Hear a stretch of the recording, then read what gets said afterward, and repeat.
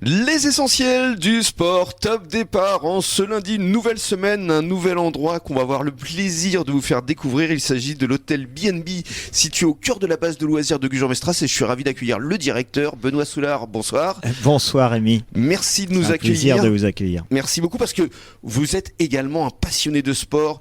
Vous avez participé au récent marathon de Paris. Exact, tout pour à la fait. 10e fois. Pour la 10e fois en l'occurrence. Même fait le marathon de New York. Bravo. Assez impressionnant. Voilà, la voix que vous venez d'entendre, évidemment, c'est notre ami et rédacteur en chef de Sud-Ouest, Bruno Béziat. Bonsoir Bruno. Bonsoir Rémi. Alors effectivement, admiratif quand même parce que oui. Les marathons, bravo. J'en ai jamais fait. 20 km, mais jamais au-delà. 42 Ce qui km. est déjà pas mal. 195, je crois. Oui, je compte pas les remplaçants.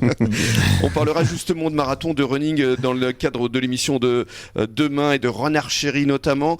Et puis dans un premier temps, comme c'est la coutume, on va revenir sur les résultats sportifs du week-end avec Bruno. Alors vis-à-vis du rugby, c'était repos.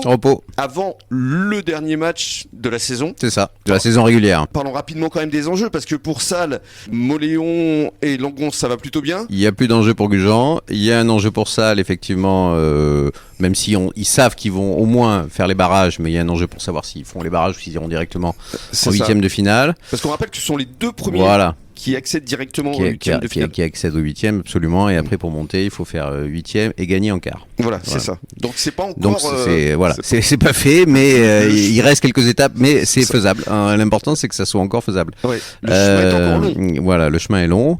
Et puis pour le RCBA aussi, il y a un enjeu, même si ils ont fait un grand pas vers le maintien. Il y a un enjeu quand même ce week-end, même si ça va être très compliqué face au premier à Périgueux. Ouais, on en reparlera jeudi. Alors une victoire, alors qu'on n'attendait pas en football, c'est l'US Lèche Cap Ferré qui s'est imposé à l'extérieur aux Girondins avec l'équipe B. Lèche Cap Ferré, c'est une équipe de foot surprenante. C'est ça. Parfois ils ont des défaites auxquelles on s'attend pas parce que c'est une équipe moyenne et on se dit qu'ils vont les gagner. Et là, c'était pas une équipe évidente, c'est l'équipe B des Girondins, quand même, qui sont plutôt bien classés et ils ont bien maîtrisé ce match.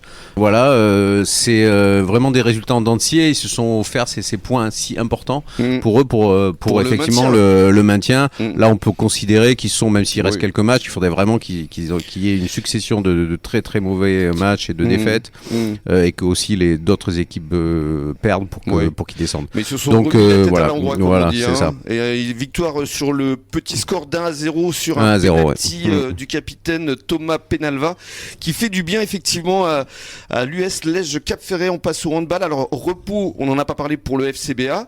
Et au repos également pour les filles de Mios. Oui, petit week-end de sport. Voilà, mais en revanche, en handball, les hommes de Loïc Cambérou, qu'on va d'ailleurs accueillir Benoît ici mercredi, se sont imposés face à Isine.